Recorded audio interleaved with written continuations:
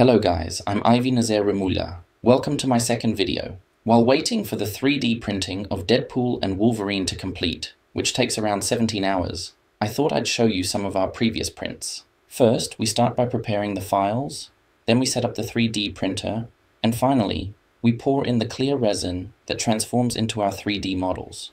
Originally, we purchased the 3D printer for jewelry production because it offers high detail and fast printing. While waiting for additional machines for jewelry manufacturing, we've taken on other projects like party giveaways and gift items, which align well with our business model of designing and manufacturing gift items. Here, we have 183 D-printed rings. Next, we have Pikachu in 3 different sizes, each with unique costumes. These will also be available on remulla.com.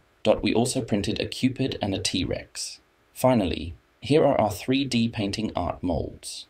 We start with basic shapes and then move on to different characters. These designs aren't on Shopee yet, but if you're interested in starting a 3D painting business, you can purchase these works. I'll post the pricing on our website. Thanks for watching. Stay tuned for more updates. And don't forget to visit remulla.com.